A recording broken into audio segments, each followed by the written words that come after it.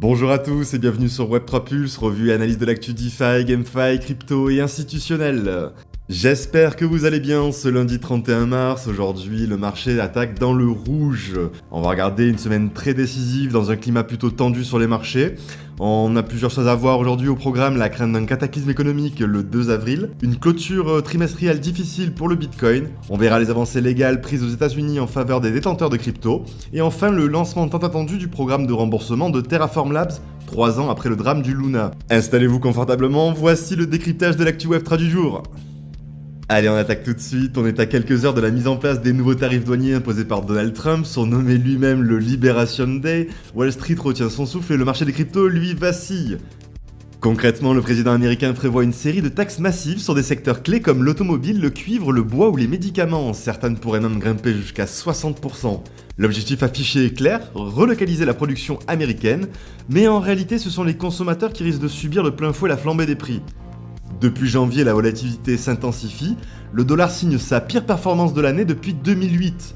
On a l'or qui enregistre son meilleur trimestre depuis 1986, le Nasdaq lui perd 4% en mars et le Bitcoin a chuté de 18% depuis les premières annonces tarifaires.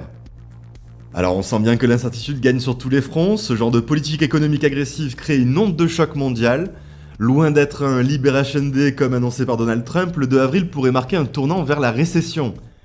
Et même le Bitcoin, souvent perçu comme une valeur alternative ou refuge, n'est pas immunisé. Les investisseurs adoptent une posture d'attente, prudente, voire anxieuse.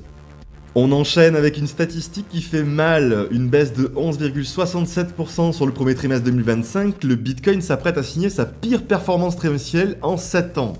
Pire encore que la crise du Covid de 2020, et ce n'est pas un hasard. Vendredi dernier, la plus longue série d'entrées nettes dans les ETF Bitcoin Spot américaines s'est arrêtée net. Notamment avec des retraits massifs chez Fidelity de plus de 93 millions de dollars. Même les volumes d'échange autour de 2,2 millions de dollars par jour restent timides. Du côté d'Ethereum, on note un petit rebond grâce à l'ETF de Grayscale, environ 4,68 millions de dollars, mais on reste très loin des niveaux de confiance des ETF Bitcoin. Les institutions, pourtant grandes gagnantes des 3 mois passés, semblent freiner et il y a encore de la demande, mais on sent qu'un cap psychologique a été atteint. Avec la clôture du trimestre, les arbitrages de portefeuille jouent à plein régime. Est-ce une simple pause ? Peut-être, mais ça montre que le marché reste fragile, dépendant à la fois des signaux macroéconomiques et des décisions politiques. On enchaîne avec une bonne nouvelle pour les pro-crypto aux États-Unis, puisque la Californie vient de modifier un projet de loi pour garantir le droit de self-custody à ses citoyens. Autrement dit, le droit de détenir soi-même ses actifs numériques, sans crainte de discrimination. Le projet de loi nommé AB 1052 établit aussi que les crypto-monnaies peuvent être utilisées comme moyen de paiement légal dans des transactions privées.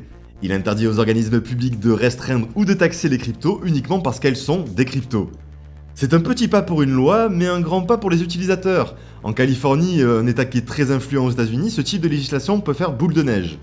Et ce n'est pas un hasard, cette dynamique s'inscrit dans un mouvement plus large, avec déjà 95 projets de loi liés au Bitcoin déposés dans 35 États. Au niveau fédéral, Trump a récemment signé un décret pour créer une réserve stratégique de Bitcoin, la dynamique est donc bien réelle. On enchaîne avec Terraform Labs, le Terra, l'USDT, souvenez-vous, en mai 2022, l'écosystème Terra s'effondrait et emportait avec lui près de 60 milliards de dollars. 3 ans plus tard, l'entreprise ouvre officiellement son portail de réclamation ce 31 mars 2025. Alors les victimes du crash peuvent désormais soumettre leur dossier pour obtenir un remboursement à condition d'avoir perdu au moins 100 dollars lors du crash du Luna et de l'UST.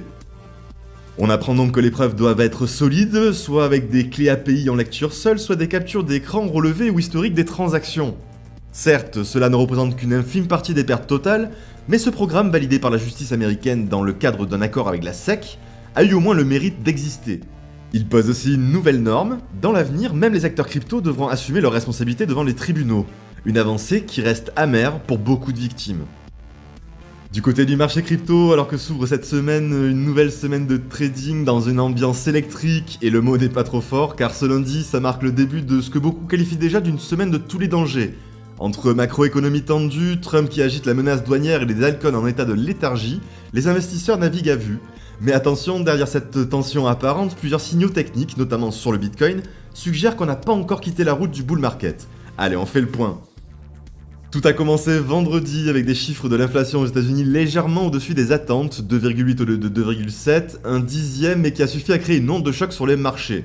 Wall Street a perdu entre -2 et -3%, et dans la foulée, la crypto a flanché totalement. Cette semaine, c'est le 2 avril qui retient l'attention. Donald Trump prévoit d'annoncer ou non ses nouveaux tarifs douaniers surnommés avec ironie Liberation Day. Une salve de taxes qui pourrait faire grimper l'inflation de 0,6 à 0,8% si elle est réellement appliquée, et cela pourrait provoquer une nouvelle onde de stress sur les marchés, y compris sur le Bitcoin. Est-ce que les altcoins sont au bord du gouffre? C'est une hécatombe dans le secteur, la plupart des altcoins tentent des supports critiques, certains touchant même leur plus bas sur 2 ans. Si ces niveaux lâchent, on rentre dans une zone assez inconnue. On a Solana, XRP et Chainlink, tous montrent des signes de faiblesse à l'exception de quelques survivants qui parviennent à tirer leur épingle du jeu.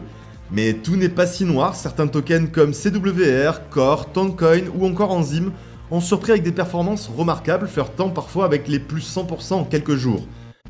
Évidemment, elles ont corrigé depuis, mais de quoi rappeler que même dans les pires marchés, il y a toujours des opportunités, même si elles sont éphémères et plus risquées que d'habitude.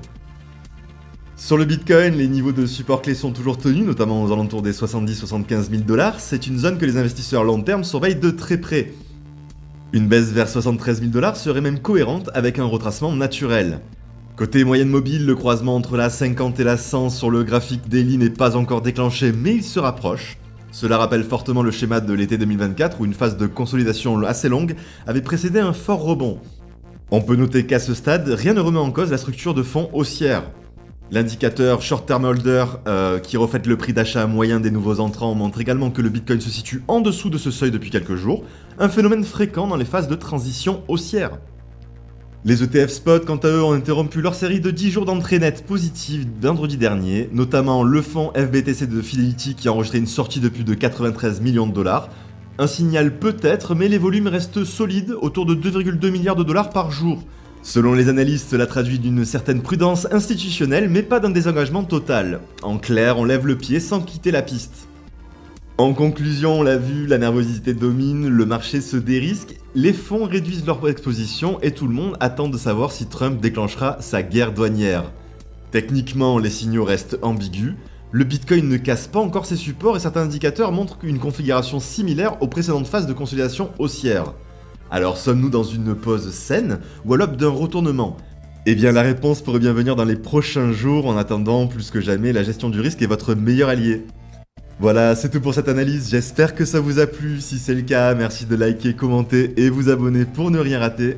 On se retrouve dès demain pour l'analyse crypto, d'ici là, tradez prudemment, holdez intelligemment et surtout, plus que jamais, ne vous laissez pas manipuler par vos émotions.